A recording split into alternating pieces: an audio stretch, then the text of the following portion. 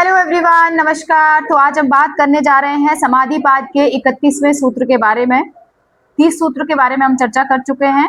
31वें सूत्र के बारे में आज हम चर्चा करने जा रहे हैं। 31वें सूत्र के बारे में चर्चा करने से पहले हम ये जान लेते हैं कि पतंजलि जी आगे क्या कहना चाह रहे हैं। पतंजलि जी कहते हैं इनके साथ साथ होने वाले दूसरे विघ्नों का वर्णन करते हैं, यानी कि ये 31वें सूत्र में कुछ और विघ्नों का भी वर्णन कर रहे हैं, ये कहना चाह रहे हैं पतंजलि जी। सूत्र कुछ इस प्रकार से हैं, जिन विघ्नों का वर्णन हो रहा है उन्हीं के लिए हमारा 31वां सूत्र है। सूत्र कुछ इस प्रकार से है। दुख दौर मनस्या अंग में जयत्व श्वास प्रश्वास विक्षेप सहभुव। दुख दौर मनस्य अंग में जयत्व श्वास प्रश्वासा विक्षेप सहभुव, ये हमारा 31वां सूत्र है। इसको हम एक एक करके समझते हैं, इसके अर्थ को। अगर आपको उच्चारण करना है तो आप संधि विच्छेद करके उच्चारण कर सकते हैं। दुख दौर मनस्य अंग में जयत्व श्वास प्रश्वासा, यानी कि दुख दौर मनस्य अंग में जयत्व श्वास और प्रश्वास, ये 5 विघ्न हैं। विक्षेप सहभुव, विक्षेपों के साथ साथ होने वाले हैं, यानी कि इससे पहले जो हमने 9 अंतराएं चित्त विक्षेप पढ़े थे उसी में हमारे ये विक्षेप सहभुव, यानी कि उन्हीं विघ्नों के साथ हम कुछ विघ्न वो हो गए, 9 विघ्न वो हैं, प्लस यहाँ पे दूसरे विघ्नों का वर्णन है जो कि हमारे पास दूसरे कौन से हैं, 5 विघ्न और हमारे पास जुड़ रहे हैं। अब उनका नाम हमें पता है क्या क्या है। दुख दौर मनस्य अंग में जयत्व श्वास और प्रश्वास, ठीक है। तो ये 5 है। सबसे पहले हम दुख के बारे में जानते हैं। दुख क्या क्या, कौन कौन से दुख। पतंजलि जी कहते हैं उपयुक्त चित्त विक्षेपों के साथ साथ होने वाले दूसरे 5 विघ्न इस प्रकार से है। सबसे पहले दुख की चर्चा यहाँ पे कर रहे हैं। दुख 3 प्रकार के होते हैं, आध्यात्मिक, आधि भौतिक और आधि दैविक। इस तरह दुख के प्रधानतया 3 भेद माने गए हैं। 3 भेद मैंने आपको बता दिया, आध्यात्मिक, आधि दैविक और आधि भौतिक, ठीक है। काम क्रोध आदि के कारण, व्याधि आदि के कारण या इंद्रियों में किसी प्रकार की विकलता होने के कारण, यानी कि विकटता होने के कारण जो मन, इंद्रिय या शरीर में ताप या पीड़ा होती है उसको आध्यात्मिक दुख कहते हैं, ठीक है। मनुष्य, पशु पक्षी, सिंह, व्याघ्र, मच्छर और अन्यान्य, यानी कि इसके अलावा जो और भी जीव हैं उनके कारण होने वाली पीड़ा जो होती है उसको हम आदि भौतिक कहते हैं। तथा सर्दी, गर्मी, वर्षा, भूकंप आदि दैवी घटना से होने वाले पीड़ा का नाम आदि दैविक दुख है, ठीक है। अब हम जानते हैं दूसरा जो विघ्न है, दुख वाला हो गया। अब दूसरा जो विघ्न है वो है दौर मनस्य। दौर मनस्य का अर्थ है इच्छा की पूर्ति न होने पर जो मन में क्षोभ पैदा होता है उसे दौर मनस्य कहते हैं। तीसरा है अंग में जयत्व, शरीर के अंगों में कंप होना, मतलब कुछ अंग भंग होना, अंग में जयत्व है। चौथा है श्वास, बिना इच्छा के बाहर की वायु का भीतर प्रवेश कर जाना, अर्थात बाहरी कुंभक में विघ्न आ जाना श्वास है, ठीक है। प्रश्वास है बिना इच्छा के भीतर की वायु का बाहर निकल जाना, अर्थात भीतरी कुंभक में विघ्न हो जाना प्रश्वास है। ये 5 विक्षिप्त, चौथा श्वास, 5वां प्रश्वास, ये 5 विक्षिप्त चित्त में ही होते हैं, समाहित चित्त में नहीं, इसीलिए इनको विक्षेप सहभुव कहते हैं, ठीक है। ये हमारे पतंजलि जी के अनुसार जो व्याख्या है, जो हमारे योग दर्शन में दी गई है, उसके हिसाब से हम पतंजलि योग सूत्र के हिसाब से हमने पढ़ी। अब हम थोड़ा सा इसको सरल जानते हैं। यहाँ पे हमने देखा कि हमारे पास विघ्न कुछ हम जो हमारा 30वां सूत्र है उसमें हम पढ़ चुके थे। कुछ और दूसरे और विघ्नों के बारे में बात हो रही है जो कि हमारे 31वें सूत्र में, जिसको हमने समझ लिया, दुख दौर मनस्य अंग में जयत्व श्वास प्रश्वास, ठीक है। ये 5 दुख और हैं विघ्न। सबसे पहला दुख समझते हैं, आध्यात्मिक दुख, आधि भौतिक दुख और आधि दैविक दुख। 3 प्रकार के दुख हैं, ठीक है। जब भी आपको पहले आध्यात्मिक दुख को समझिए। आध्यात्मिक दुख कौन सा है? जब आपको काम क्रोध आदि की वजह से आपकी इच्छा, काम मीन्स इच्छा की वजह से या फिर आपके क्रोध की वजह से आपके शरीर में व्याधियां आती है, ठीक है। और ये व्याधियां किस स्तर पर होगी? मानसिक लेवल पे होगी, ठीक है।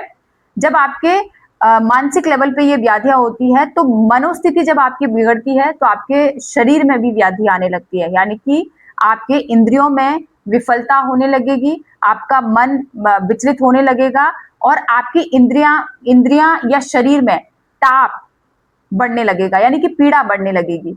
तो जब आपकी मनोस्थिति बदलेगी, मन की स्थिति की विफलता के कारण या विचलन होने के कारण, विचलित होने के कारण, और मन की स्थिति आपकी कब विचलित होगी? जब आपकी कोई इच्छा पूरी नहीं हो रही है या आपको क्रोध आ गया है, उस वजह से आपके साथ जो समस्याएं आ रही है, और वो समस्याएं यानी कि आपको तनाव हुआ, आपको क्रोध आया, आपका ब्लड प्रेशर हाई हो गया, तो आपको क्या हुआ? उस समय आपकी हार्ट रेट बढ़ गई और आपको हेडेक हो गया। तो वो क्या है? वो आध्यात्मिक दुख है, ठीक है। उस लेवल के जो दुख होते हैं उसको हम बोलते हैं आध्यात्मिक दुख। और ये दुख, इन दुखों की वजह से हमारा क्या होता है? मन, इंद्रिय, शरीर में जो ताप या पीड़ा बढ़ती है उसको हम आध्यात्मिक दुख कहते हैं। ये आपको समझ में आ गया है। आदि भौतिक दुख कौन से होते हैं? आदि भौतिक दुख वो है जो मनुष्य, पशु, पक्षी, जानवर, कीड़े मकोड़े या फिर अन्य जीवों के कारण जो हमें दुख मिलते हैं उसको हम आदि भौतिक कहते हैं। एग्जाम्पल के लिए, जैसे आपको कुत्ते ने काट दिया, ठीक है, तो ये जो दुख है ये आदि भौतिक है, ठीक है। आपका पेड़ से गिर जाना कौन सा दुख है? आदि भौतिक है। आपको किसी इंसान ने हर्ट किया, आपको चोट पहुंचाई, ठीक है, ऐसे आपके शरीर में मार दिया या आपको उसकी वजह से आपको चोट लगी है, तो वो कैसा दुख है? वो आदि भौतिक दुख है। मैं मनोस्थिति विचलित होने की बात नहीं कर रही हूँ, मैं कह रही हूँ जो आपके शरीर में सीधी भौतिक, क्योंकि आपका शरीर भौतिक है, भौतिक शरीर में जब आपको चोट लग रही है और उस चोट पहुंचाने का कारण कोई मनुष्य होगा, कोई पशु होगा, कोई पक्षी होगा, कोई जानवर हो गया, इस प्रकार के जब आपको दुख मिल रहे हैं तो उसको हम कहते हैं आदि भौतिक दुख, ठीक है। अब आते हैं आधि दैविक। आधि दैविक दुख कौन से हैं? जैसा आजकल असम की हालत हो रही है, ठीक है, यानी कि सर्दी, बहुत ज्यादा ठंड पड़ने की वजह से जो दुख पैदा होते हैं, यानी कि किसी की मृत्यु हो गई बहुत ज्यादा ठंड पड़ने से, या फिर बहुत ज्यादा गर्मी पड़ने से सूखा फैल गया, ठीक है, वो सूखा आ गया है, तो वो भी हमारा क्या होता है? आदि दैविक दुख, दैवीय शक्तियों की वजह से हो रहे हैं, ठीक है, तो वो आदि दैविक होते हैं। और बहुत तेज वर्षा आई है, वर्षा की वजह से क्या हुआ है? बाढ़ आ गई, जैसे कि असम की हालत है, ये आदि दैविक दुख है, ठीक है। तो दुख क्या हो रहा है? लोगों के घर टूट गए हैं, लोग डूब गए हैं, लोगों के जानवर, सारी चीजें, जीवन अस्त व्यस्त हो गया है, ये आदि दैविक दुख है।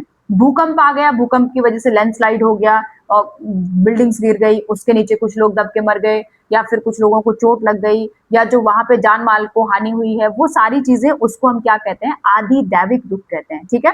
तो यानी कि जो हमें जो प्राकृतिक रूप से हमें मिल रहे हैं, जो प्रकृति की तरफ से हमें मिल रहे हैं, जैसे सूखा पड़ना, बाढ़ आना, बहुत अधिक ठंड पड़ना और भूकंप आना, ये सारे, इनको हम क्या कहते हैं? आदि दैविक दुख कहते हैं, ठीक है।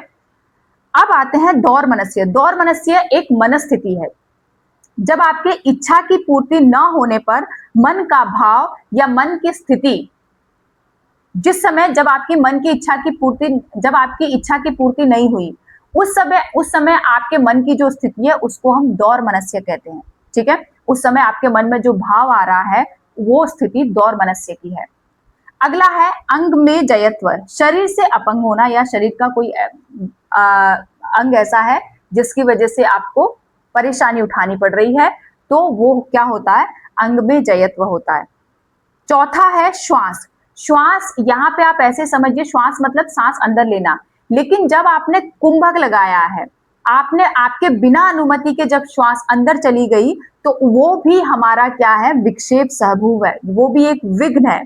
जब आप चाह रहे थे कि अभी मुझे सांस नहीं लेनी है, उस समय सांस अंदर चली गई, श्वास हुई, तो उसका मतलब क्या है? श्वास अंदर लेना मीन्स श्वास, ठीक है। प्रश्वास मीन्स श्वास बाहर। तो अगर आपने श्वास अंदर ली, आप चाहते थे कि मुझे नहीं लेनी है, फिर भी आपने श्वास भरी, तो वो क्या हो गया? वो भी आपका विक्षेप हो गया, विघ्न हो गया, क्योंकि आप कुंभक लगाना चाह रहे थे उस समय।